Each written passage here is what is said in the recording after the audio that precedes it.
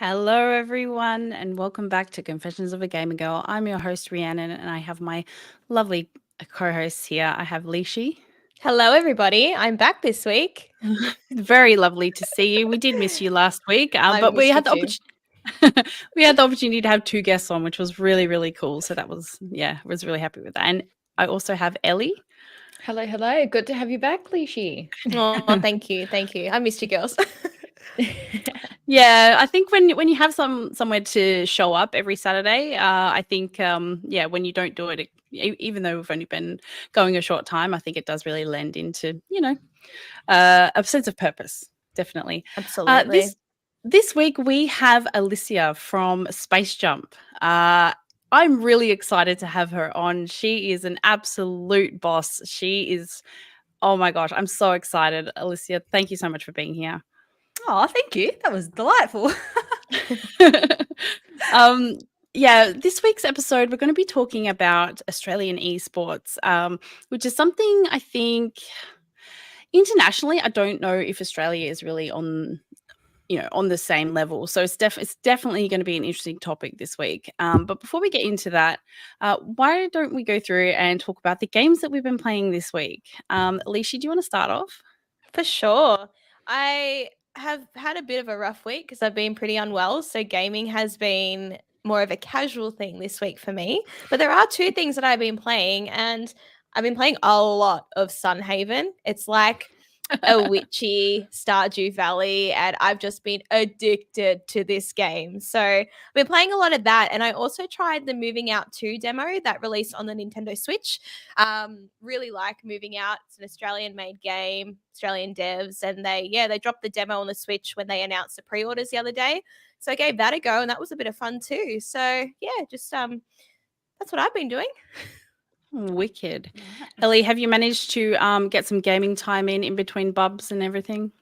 I have actually. That's the good thing about being nap trapped on the couch is I just slide on over and grab that controller and play for a little bit. So I've been playing Oxenfree 2, which I absolutely loved actually. I'm not really big on like side scrollers, mainly because I can't see. If my character is not right up in front of me, I have like such a hard time seeing what I'm doing. But it's been really fun. It's really beautiful. And it's by Night School Studios, which I believe is a bit of a smaller studio than what we're used to. So it's been very fun. I've been really enjoying it actually. Awesome. Now, Alyssia, I don't know how much gaming time you do get. Surprisingly, not a lot, but when I need it, I take it. This week, the past few weeks, actually, I've been playing a lot of Chivalry, which is just like the hack and slash that I need to really get my emotions out, to be honest. We've all got one of those. It's just like, it's definitely not a chill game, but when you operate at such a high frequency all week and you just want to sit down at the end of the night and I really hold my own in it as well. I'm not half bad. So yeah, it's a good one. I highly recommend. Oh wow, that's really awesome. Yeah, like gaming can be like really therapeutic. Like if you've had like a big week or a big day at work, like definitely just finding something, whatever it is, whether it's a new release or an indie game or whatever it is, can definitely be really therapeutic. So Absolutely. yeah, I love hearing what games kind of tickle that itch for people. It's fantastic. For me, oh my goodness, I know it's going to be a little bit of a debated topic, but I do enjoy playing Diablo 4. I really do. But I know the latest season and the battle pass and all that kind of stuff, people are very spicy about it. So Twitter's definitely been a bit of a cesspool for that. But they did have a chat. The devs had a chat about the release of this latest patch, and yeah, I think they've definitely learned a lot from this. So hopefully we won't see such a negative response from the community anymore If in the you like future. playing it, that's all that matters. If you like it. Oh yeah, like I post about it. Like it's been fantastic, and Blizzard ANZ PR are fantastic to work with. So yeah, they've always been really, really generous and really, really supportive when I have had content that has come out. So it's definitely wonderful to work with them. Okay, on to our topic. So Australian esports. Yeah. How I look. Firstly, I want to go to Alyssia. I want to ask what was the main motivation for you creating Space Jump, and did you have any previous experience or previous education that has helped you get into this space? Give us a little bit of backstory. I came into esports completely not knowing anything about it, to be honest. So I've always been like a little bit of a gamer when I was a kid. But I really only got into gaming mostly in my adult life, like gaming as a whole. And that was probably maybe like 10 or so years ago, I really started. Um, I've always been into like performing arts. That's my background. I was, the drama kid at school. I grew up dancing and all these sorts of things. So, um, I didn't also want to be the drama kid and the gamer kid as a child. So I picked one. I picked the drama. And then yeah, I really embraced being a gamer in my adult life. And um, meeting my partner 8 years ago, he was a massive gamer and sort of opened my eyes to the world of esports and all these different things. I'm like, wow, this is pretty cool. It's a lot of fun. And sort of like fast forward to about 2 years ago, and I was like, well, I've got all these skills from performing arts. Like that was my whole career path in event management and, festivals and theater and all of that. And I was like, can I combine that, you know, those skills and that talent with something I'm super passionate about, which is gaming and, esports, which was sort of, I wanted to do gaming events. That's sort of how I started. And then exploring that a bit more, I was like, oh, esports, that kind of, you can have gaming elements of that, you can have dev showcasing and cool different things. And that's sort of how I fell into esports, which I'm doing now. So it's been a interesting path, and I'm still learning through it. But yeah, esports is, yeah, it's different in Australia. It's very small. Like we are very tiny drop in the ocean, but I do think we're slowly on the rise, and we're learning a lot as a country of how we're going to do it. Oh, that's really interesting that you come from a performing arts background. I wouldn't have guessed that. Oh, really? Yeah. But yeah, I mean, look, I think changes in career definitely can definitely really common these days, and I think skills that we develop can definitely transfer over, which is really awesome to see. Absolutely. I did the classic, COVID, it made you think about your life and what you're wanting to do and if you're happy with Hmm. sort of where you're at. And I really use that to say, you know what, gaming is my passion. Like it's something that now that I've accepted being able to be a female in this space and really lean into that, I'm like, you know what, own it and get into esports, get into gaming. And that sort of COVID was that push for me to do that and take the plunge, really. That's really good. It was such a good time for self-reflection and Yeah. It's just the fact you just said, just own it, be a female gamer. Like, it's amazing. It's amazing when you have that realization that you fit into this space. What can you do Yeah. to make a change in this space? And I'm so glad that you had that.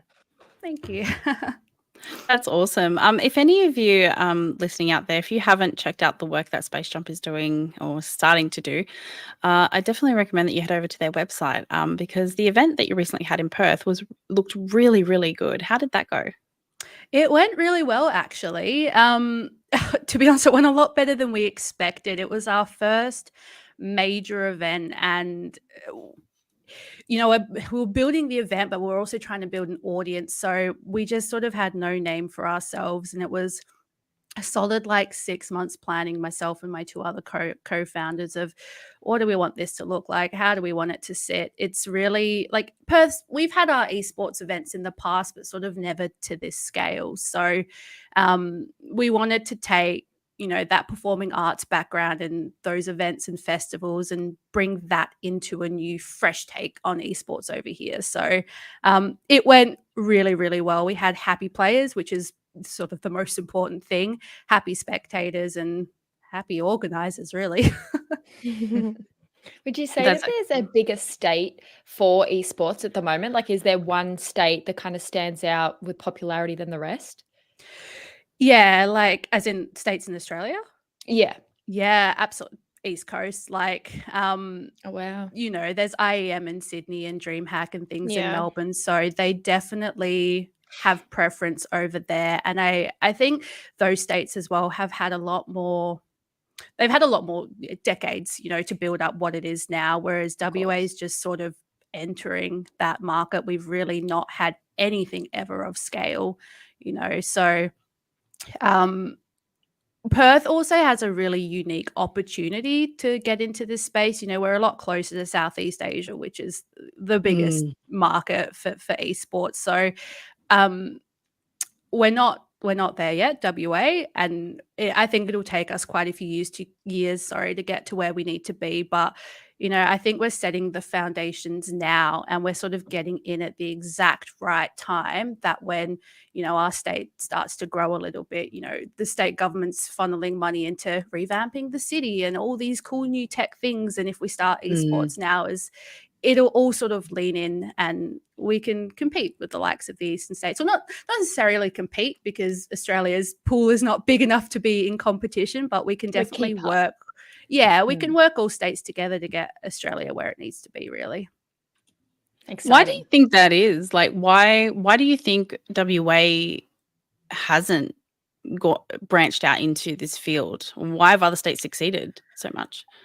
There's a few factors. I think our connectivity is a really big one. The internet in Australia is not the greatest. Also, well, that's no secret there. Yeah. Also, WA, we're so isolated. We feel this in so many different industries. Again, I can speak to performing arts, but you look at theatre and things in Melbourne and Sydney, they always get the big shows, and Taylor Swift is going there, but she's not coming I was here. just thinking, Yeah. that was my first thought. Did anyone get tickets? Do you know anyone that got tickets? Oh no, Ellie! I did. I snagged some tickets. Ellie! Oh my god, that's so exciting. Only took me several hours, but I got there. I was literally on there for the whole day. I think it was 9 hours. I was, it was not fun at all. And then I think I'm the only female that hasn't. Yes, I think so. Just you, Liz, just you. The only one that is just not interested in Taylor Swift whatsoever. Oh, Oh man, Icon. there you go. I'm not. I do appreciate a good Taylor Swift. I'm not the biggest fan, but my best friend is probably one of the biggest fans you'll meet, and she came over here the day that tickets went on sale, and we literally had every single browser open on my screen, every single one on my partner's screen. We had iPhones, iPads, everything going, and still no luck. It was hard. They've changed the way they do it. It's no longer a queue anymore. You just sit in a room and you're randomly picked. So some people were in there for 15 minutes and waiting, and then some people were in there all day. And that's just how it works now, unfortunately. But yeah, I mean, look, I think Probably you're right. Connectivity is a big thing. We also we haven't had the infrastructure Oh, in Perth. We didn't have a stadium until wait, what year was that built? I think it was like 4 years ago now. oh, everything's a blur around that. Yeah. Yeah. It was like right before COVID, I think. Yeah. And yeah, we can now have people who do stadium tours, and that is major for our state. Yeah. So hopefully moving forward, as the popularity of places like Fortress, places like that, do arise, I think possibly that would be a really, really good thing for WA to get. I think it'll make Infrastructure- so much money as well. Like, Yeah. it's Totally. like in Perth, why not? Like, it's such an isolated location, and there are so many people over there that love gaming and tech and this industry. It would just smash the market. That's Yeah, it. definitely. Infrastructure is a really funny thing over here, and something that we're sort of a hurdle that we're battling through is we've got really great venues for 200 people. We've got really great venues for thousands of people, but we don't necessarily have that middle ground yet. So as far as the trajectory of how it can develop here in WA is really going to depend on if the state government or just businesses or anybody wanting to get involved in this space can nurture that and help with those middle ground things, Yeah. So that's going to be a really tricky thing to see how that unfolds. But there is, like you said, Liessshy, there is appetite, and it can happen over here. It just needs For the sure. right Needs the support. backing. Yeah. Yeah, definitely. I know WA Games Week is trying to get their feet off the ground with their event that they're trying to do. And yeah, it is really challenging. And you are right, there's a massive gap. You don't have tens of thousands of people that you want to have this event in, it's and then a lot of the venues, like you say, can only have 200 people. So I can really understand that would be a massive challenge. Yeah. I'm going to ask a spicy thing here. How do you get funding if you want to start this? It's you'd be surprised actually just how many businesses, governments and things are interested in esports as a thing and are sort of waiting for these opportunities to come up, but it's not without its hurdles. It's just a matter of speaking to the right people, saying the right things and knowing what people are looking for. So like, to give an example, we got City of Perth funding, so our local government for the City of Perth. We applied for a grant and we got the grant on our first shot, which was incredible. I didn't think that would amazing. happen. And that was sort of, I've done grants in the past. I sort of know what to do with put into these things. So I just we had to combine the familiar with the new, because esports is so new. Trying to just sell an esports event is not going to happen. So we included the familiar, of like performing artists are going to come and we're going to have market stalls, and we told them things that they know and they can identify with. They're like, oh yeah, we can see this happening, so sure, we'll give the money to it. So I think it's just about trying to speak the language of the people that you're trying to get money from, who might not understand it as well. Totally. Yeah. Because if they're not gamers, they're not going to understand how large and in charge it really is. Like, I suppose that goes for every sport. Like, I wouldn't know what the biggest cup is for, say, like car racing. And if someone's not a gamer, they're not going to understand that esports are ginormous, and some people have, like, some competitions have millions and millions of dollars as the prize money. So it is ginormous. So it's really cool and like smart how you've done, something common and something really for everybody as well, but something that really draws people in that's familiar. That's a really cool tactic. Thank you. I agree. Yeah, and I think probably now, because there isn't just like the one-stop shop for gaming events, right? We don't have a Fortress or anything like that. So I think the opportunity for, for stalls to be held within the event, to collaborate with local businesses, that kind of thing, I think that could be really appealing to places like the City of Perth. Yeah. Absolutely. And one of the major pillars of what we're trying to do with Space Jump, and we're just trying to learn from the industry and how it might have not worked for others, and the whole like overselling esports and being like it's a multi-billion-dollar industry and there's multi-million people that are watching it. Like, yeah, there absolutely is, and that's something that we aspire to, but trying to sell that, it almost seems like a bit of a false way to sell things to people, and you don't want to like overpromise and underdeliver. Like we can compare ourselves to Asia in some way and say like this is sort of the top way that things are done, but we have to also in our communication be realistic, because you'd hate to burn bridges by overpromising numbers as well. Yeah, for sure. But I can see that there is such a unique opportunity here for you guys, because there isn't really anything in between. You've got these really highly competitive events that occur in Southeast Asia, and I think that Australia could really bring that into a more, because if we think about it, right, the people that participate in those events are, the top 1% or top 0.5% of gamers, right? And the fact of the matter is there's nothing for the people in between. There's nothing for like kids or like, the casual everyday gamer. Maybe they do want to, try and enter an event in their local city because it's fun. It's fun to compete. Yeah.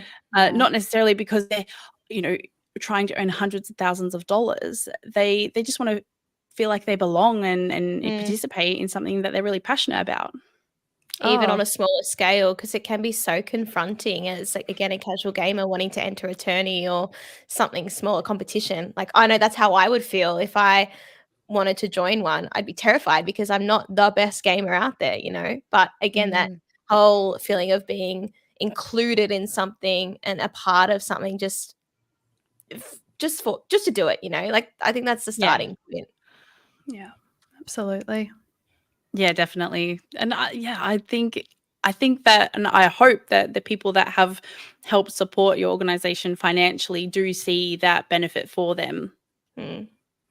Yeah, absolutely. Like City of Perth, again, they were the biggest sponsor of that event. The feedback they gave was incredible. They even had like people from working at the local government come and check out the event too, which was insane. That's like good. Oh, wow. Yeah, it was really cool just to have people there learning about the industry and so open to learn about the industry. It's really nice. But you're the educators in that instance. So like, not only do you have to put on a show and make sure it does well, but you also need to keep them coming back for more and get them to understand. Yeah, absolutely. Oh, excellent. I do think that the government is taking more steps to realizing what a creative industry gaming really is. I know Screen Australia has released $2.4 million worth of funding for 24 Australian-made games. Sorry, 21. Huge. So that's massive, and they've dedicated 600,000 to specifically First Nation game studios. So I think the government really is understanding that, hey, this is a big deal. This is entertainment. This is a growing industry. We need to be a part of it. Yeah, it's nice to see. Yeah, for sure. Because we're so far away from everything, and I really, really feel that sometimes when I do think about not only the cost of gaming, but the kind of gaming events that there are. Oh yeah, and there's so much talent over here. That's what blows my mind. Like game developers, like people that work in the space, casters, like everything. There's so much talent, and they just don't have the platforms to get involved. And I think that is shifting, and it's so beautiful to see.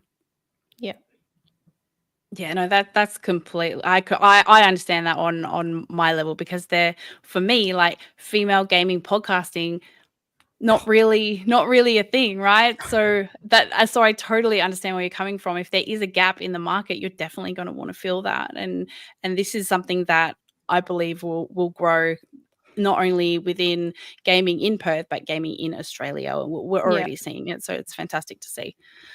Sure. Can you like share something that like was the most memorable from the event? Oh, that's a good one. To be honest, probably. So we played the Rocket League trailer Yeah. for season 11 right at the beginning of the event, and it was that moment, like seeing that video come on the big screen, seeing that all our months and months of hard work, just I cried. I cried at that moment. I was backstage. My partner was doing the OBS and everything for the screen, and I was just there like, oh, we did it. Yeah. like, That's lovely. peak moment of like, wow, this is cool. This is sick. I feel fulfilled.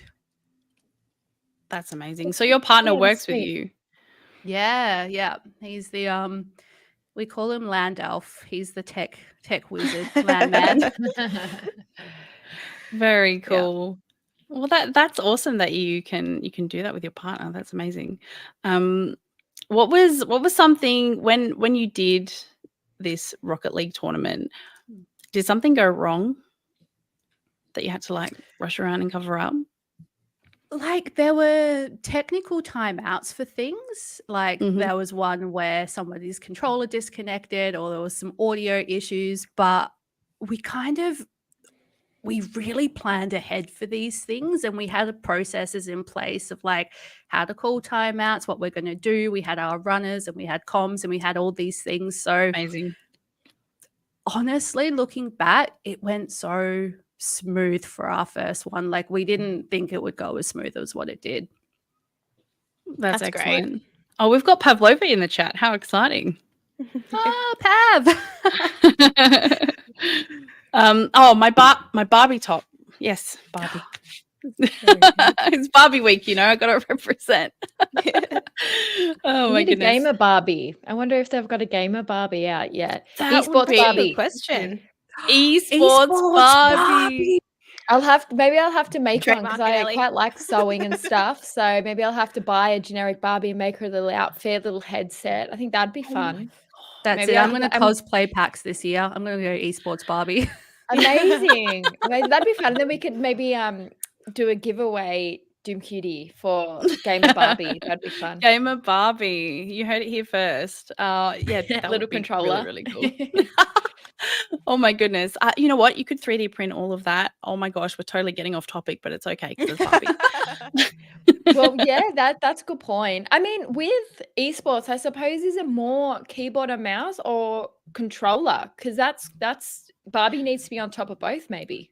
No, Depends it's on the controller game. only, isn't it? Some games are explicitly only controller. Wow. I think it depends on the game and like preferences. Is Gamer Barbie, is she Rocket League? Is she CS? Yeah, Exactly. she should do it all. It's Barbie. She's like been to space and everything. Oh, She can do it all. She plays Fortnite to cozy games to horror games. She's Little got it all. Nintendo Switch. She's She's everything. got a Switch. She's got a Diverse Switch. girly. Yeah. She's too Oh good. my goodness. So I'm imagining before you said it took 6 months of planning, right? What can you talk us through like the process?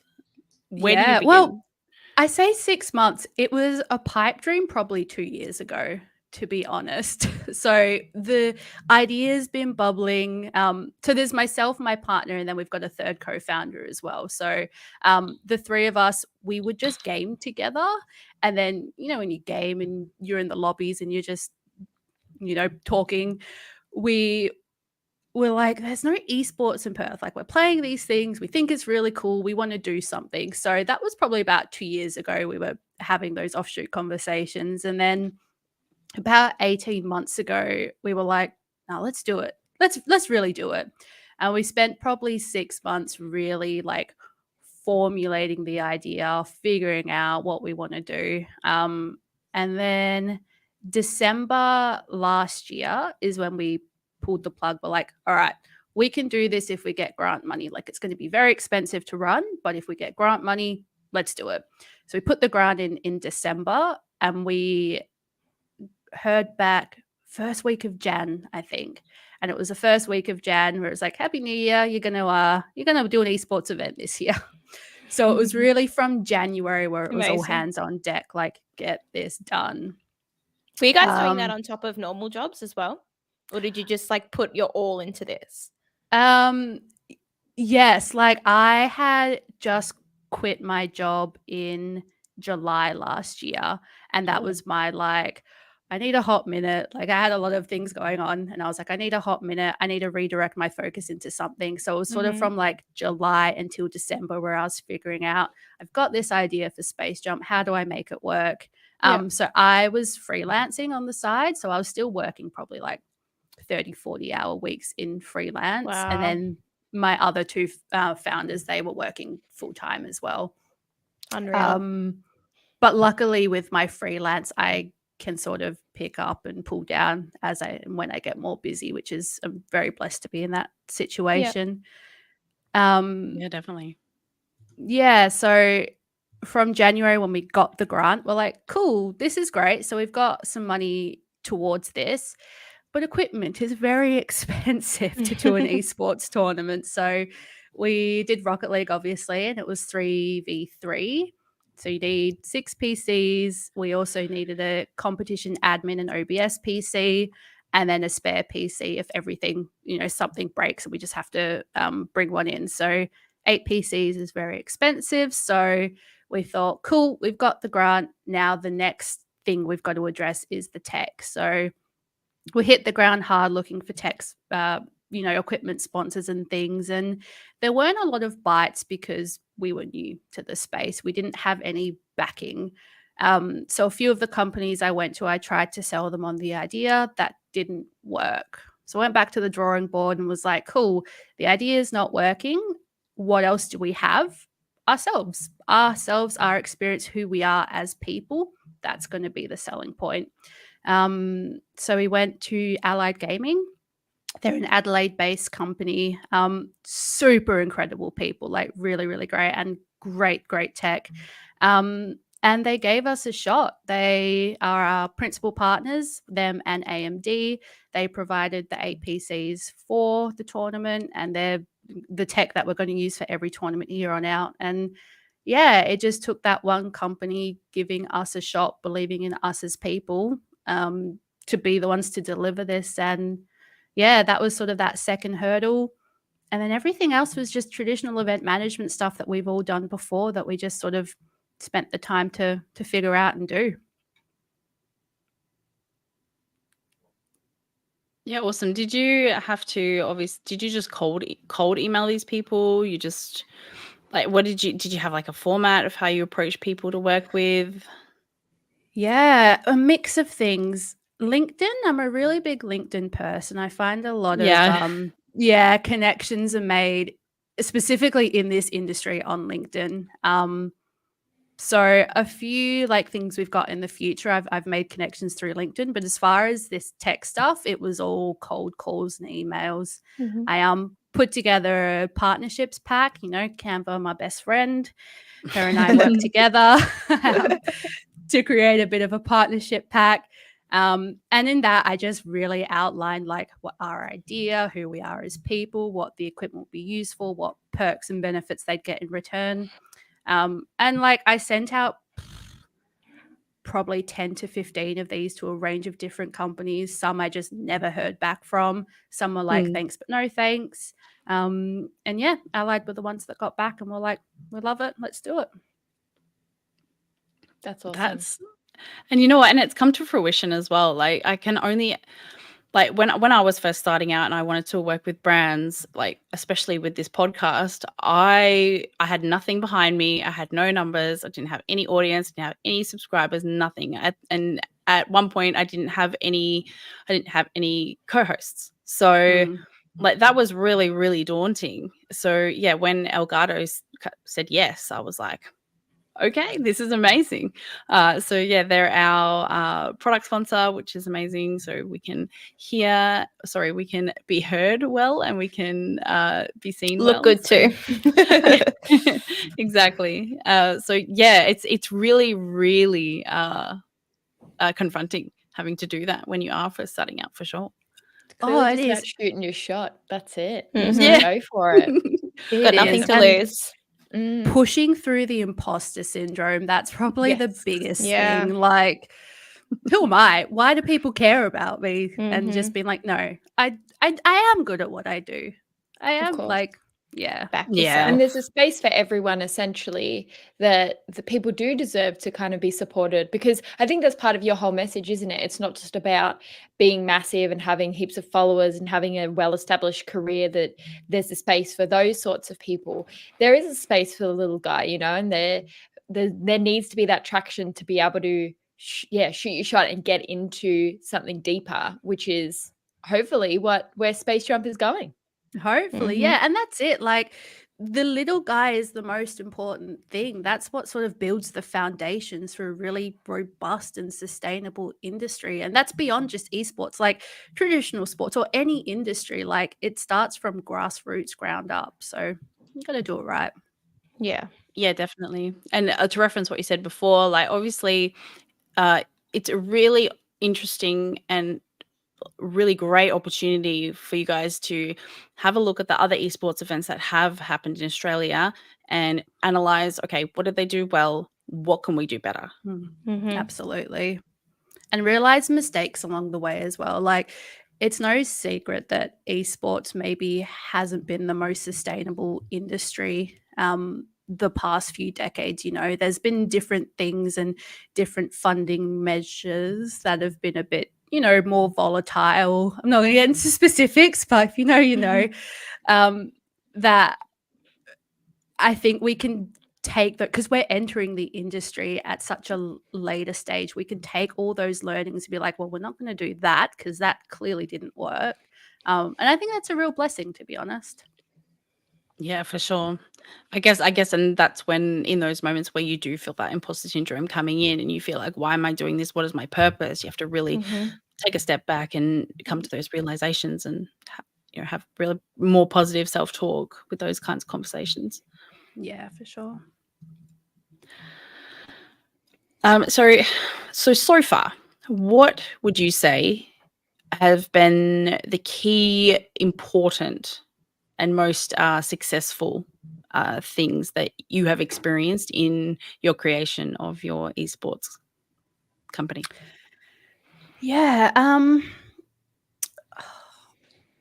The reception from the community, I think it's realizing that we're doing something that people want and in essence need as well. I think sort of, you know, quitting your job, trying to throw everything into doing esports is terrifying and it could all just not work out. But, you know, we're growing our Discord community and people are engaged and people are really loving it. And I'm like, oh, this is good. Like, this is what people want and need. And I think that's been, yeah, definitely that. And so would you say as well with Space Jump, are you more of events focused, or is there plans in place to have a Space Jump represented team within esports?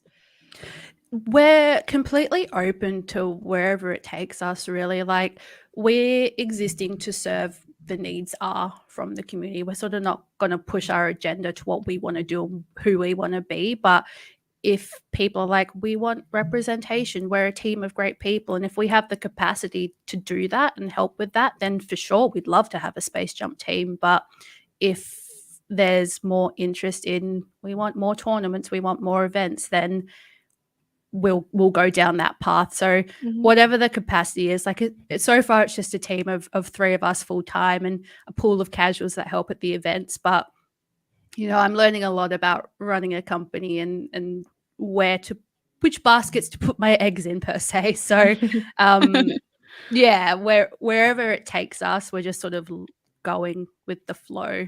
Yeah, which is like really beneficial, because if you can have a plan, of course, but obviously it's really awesome that if you get blown into a direction you didn't expect, and then it also turned into something really awesome as well. Like, all I'm picturing is just like a team of average Joes, from dodgeball, is that me and a bunch of other average gamers, like, yeah, we'll have a competition, and then get knocked out like straight away. Like, yeah, because we turned up, participation.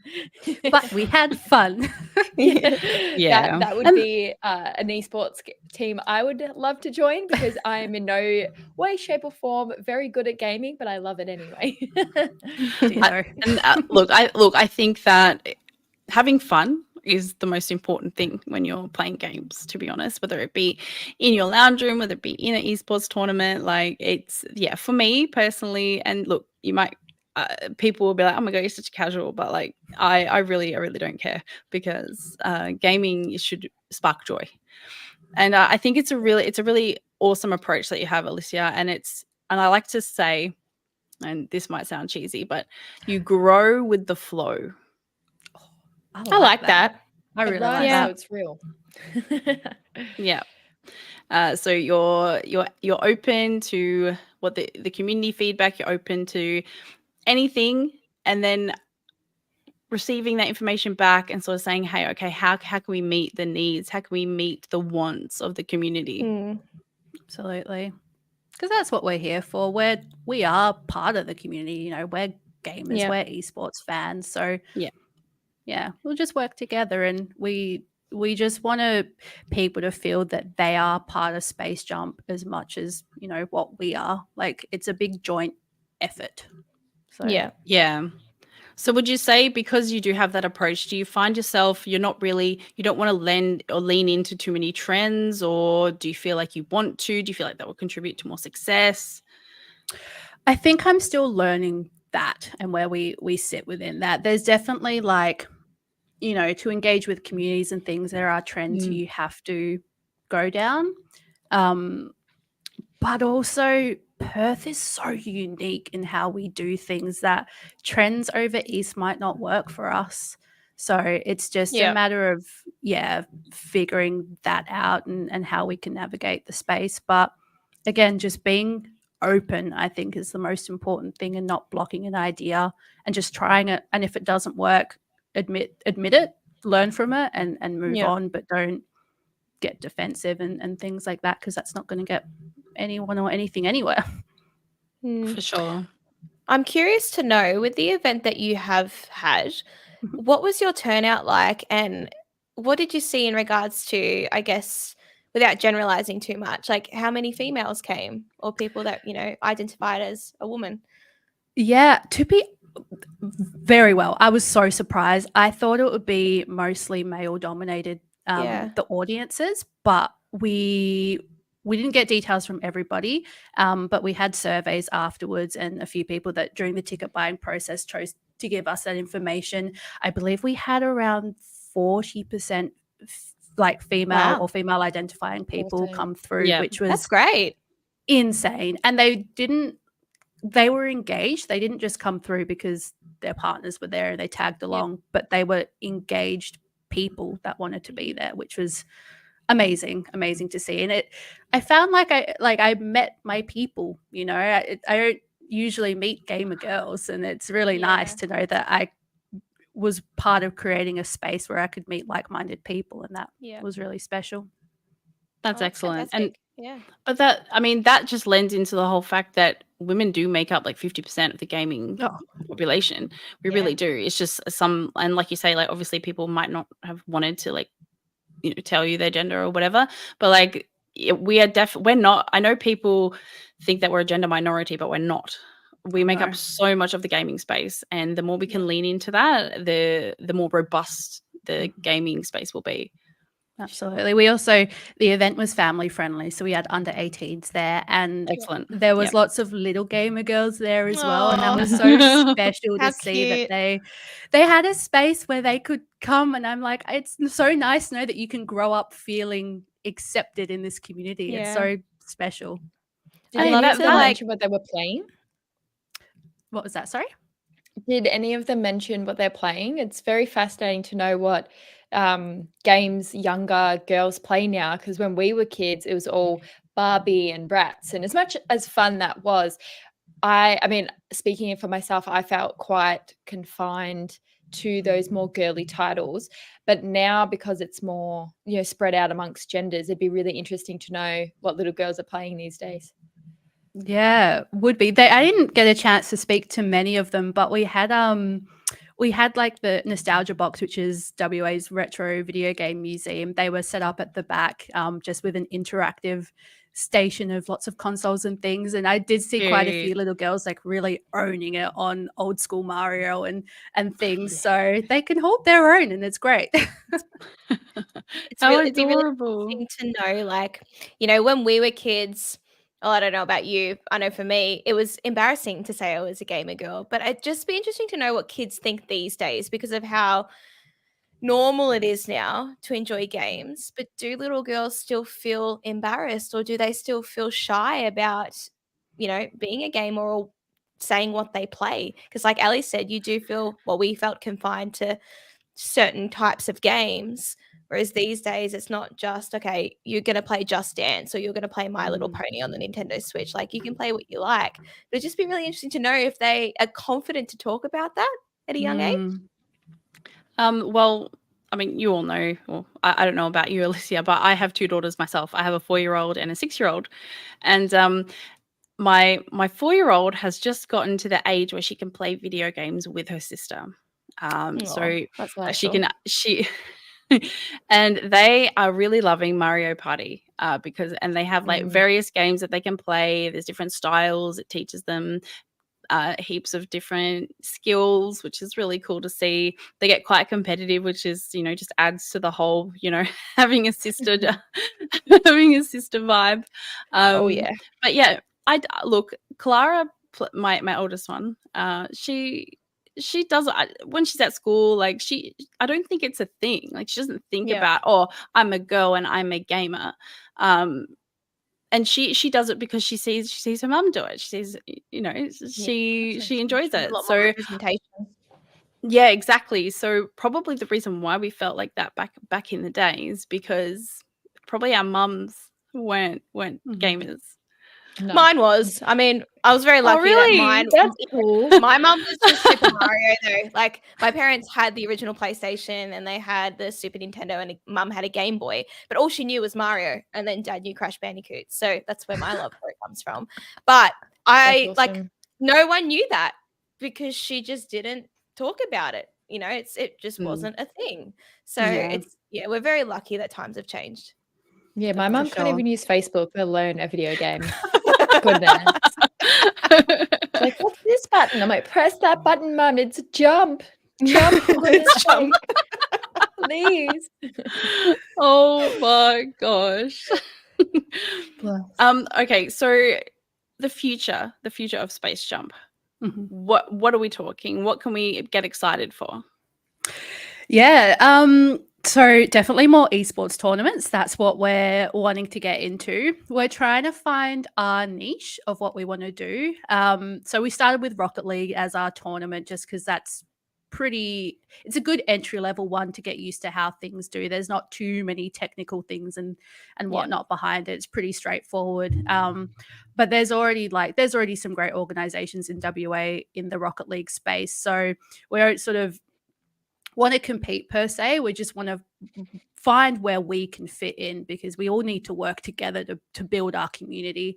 So we're going to definitely diversify into different games. We're looking at CS as a next one that we want to get into, just because the scene is so huge.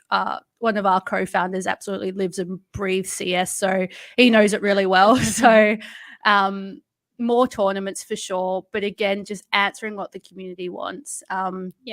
And what we've been told is they want more tournaments. So watch this space. We are there will be another thing in summer.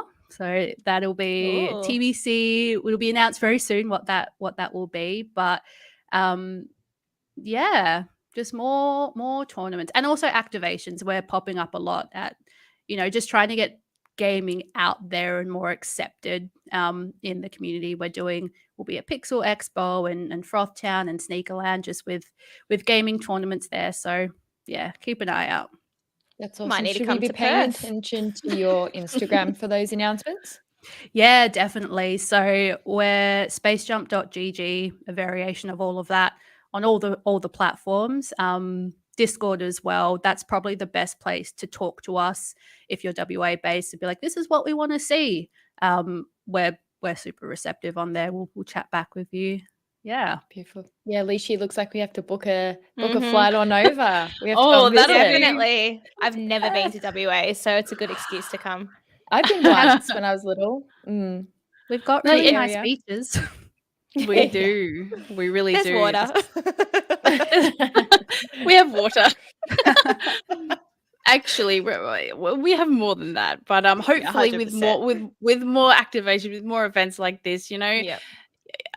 yeah, hopefully maybe one day you'll be able to run something at one of the bigger conventions like at PAX, or maybe something will come to Perth for that. So that would be really, That's the really dream. amazing. That's the dream. Yeah, Pixel Expo. You're going to be at Pixel Expo. That's exciting. Yeah, Pixel's such a cool thing. If anyone's Eastern States based and they're not sure what it is, it's just a group of really, really cool people. Same vibes and same principles. Like they just Yep. they do what they do for the good of the community, for no, it's not to make money, it's not to do these things, it's just to bring the love of gaming and animation to the community. So they only launched last year for their first one and it went off, like sold out. I couldn't even get a ticket. Wow. And they're back this year, and it's our version of, we don't get the packs and the things like this, but we have, the likes of Pixel Expo, which is so unique and tailored to WA. They really they know what they're doing. That's really awesome. cool. So what are you going to have there?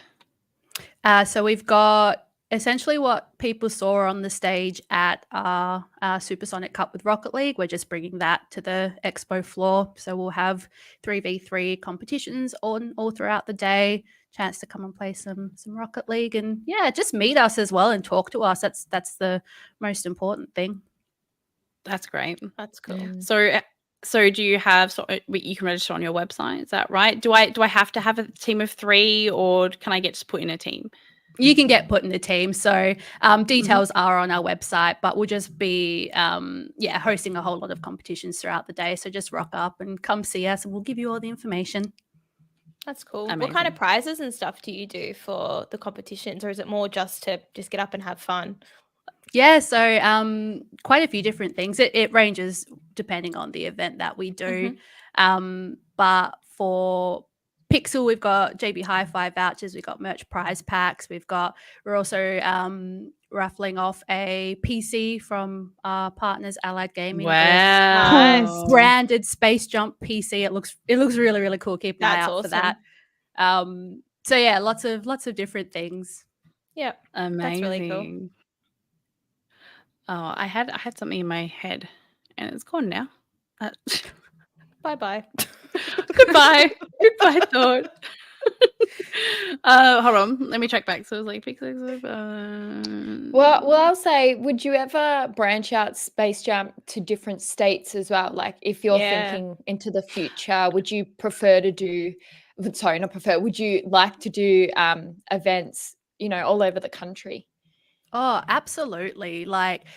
And sort of where we stand and what we go for is we don't want to compete. Australia's not in a position where we compete, but where there's gaps, we want to fill. So we want to work, Makes sense. like look at what ESL is doing. Look at what, if Blast ever come to Australia, look at the space that they're filling and see where we can go from there.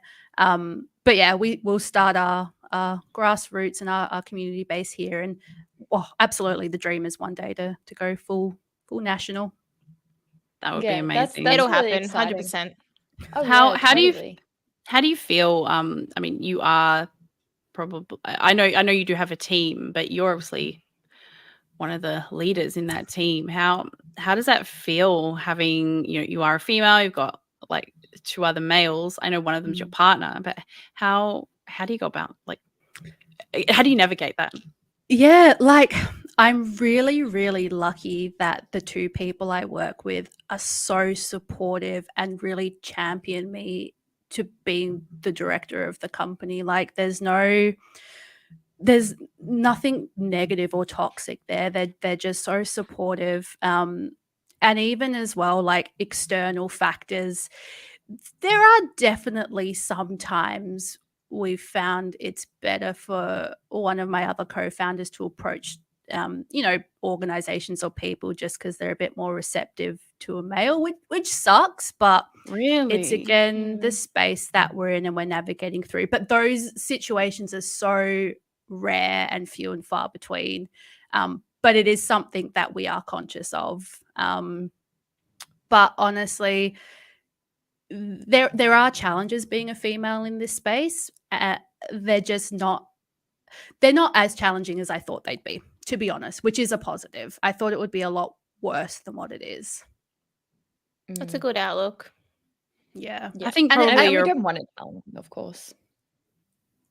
Yeah, of I course think it's not. outlook as well. Like, I think if I go into a situation of being nervous and being conscious of the fact that I'm female, it'll come through. Whereas if I For just go sure. into a situation of like, no, gender doesn't matter in this, and just own Yeah. it, people are a lot more Yep. receptive. 100%. And that keeps your imposter syndrome down as well. It's all a ripple effect. It's all a ripple effect. All right. So, okay, let's say I would like to create an esports event or an esports tournament, an esport activation, whatever it is. What is some advice that you have? People, like, you can't do it by yourself. Just surround yourself and network with people that have different skills and talents than you.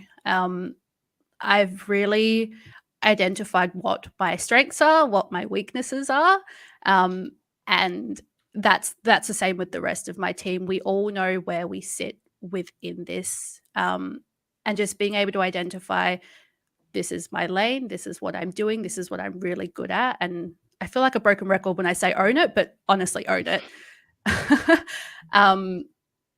And don't be afraid to ask for help either.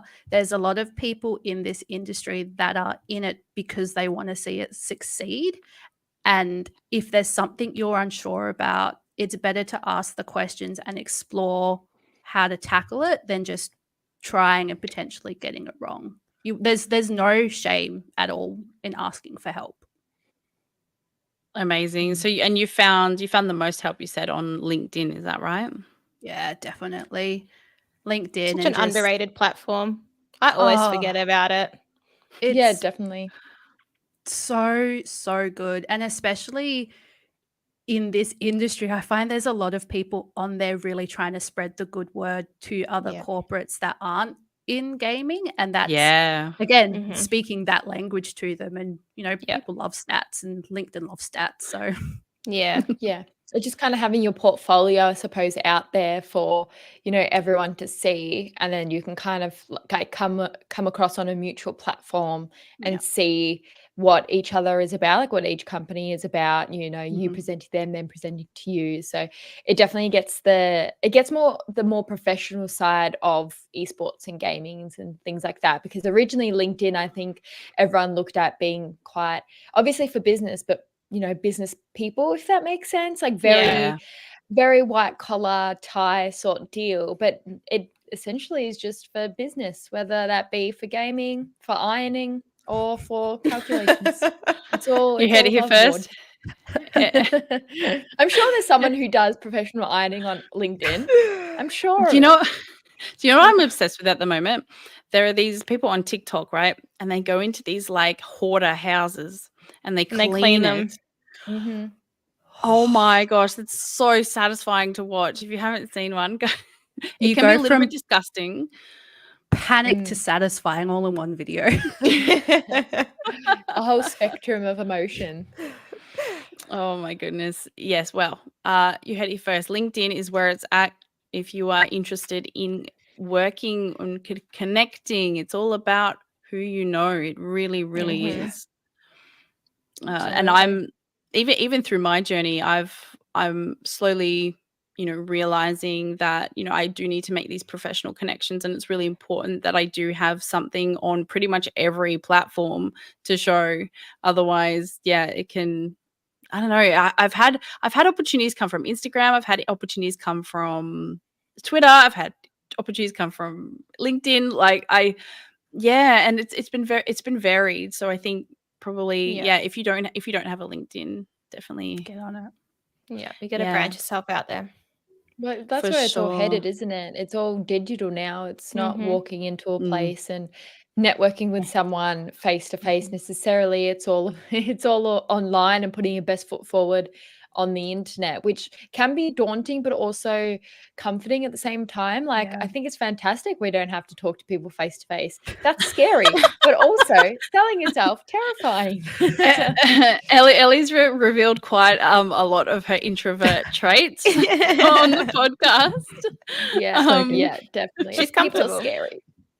We'll slowly get there. By the time PAX rolls around, she'll be a pro in no time. I'll be cosplaying as a bush. You won't be able to see me. I'll be camouflaged. she'll be cosplaying as a wall at PAX. Yeah. Even a door. I can just open it, let people in. No one will suspect a thing. I am just a person door. I'll be a nice hat on their way through. The complimenting door. That'll be me.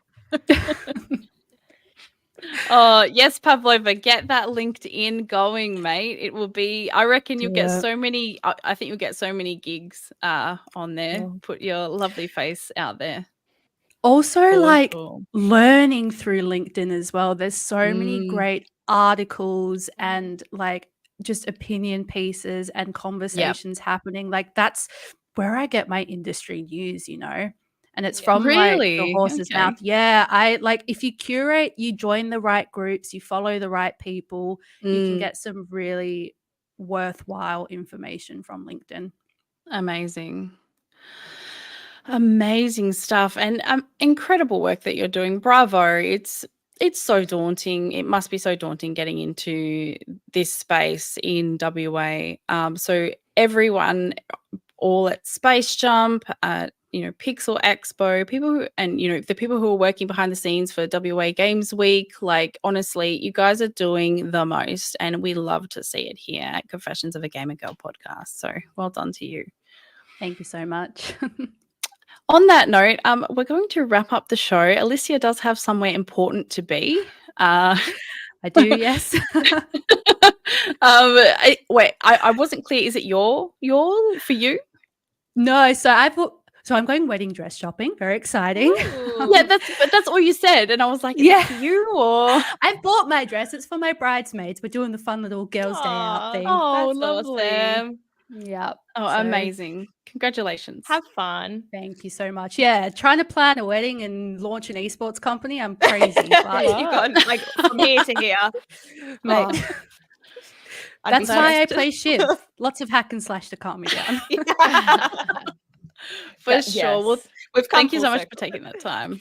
Thank you so much for taking the time today. I really, really appreciate it. It's been really insightful, and I cannot wait to see what the future has in store for SPACEJUMP. It's going to be awesome. Thank you so much for having me. And thank you for doing this podcast. It's so amazing that there is a platform to learn from other females in this industry. You're doing great work. So thank you. Thank you so much. Lovely feedback. So thank you. Yeah. All right, we're going to wrap it there, everyone. Shout out to our chat. You've been really lovely to have. A bit cozy today. It's been awesome. And thank you so much to our Spotify listeners, and thank you to our product sponsor, Elgato. Thanks so much for helping us sound and look good. And we will see you all next week. Bye. Bye. Bye.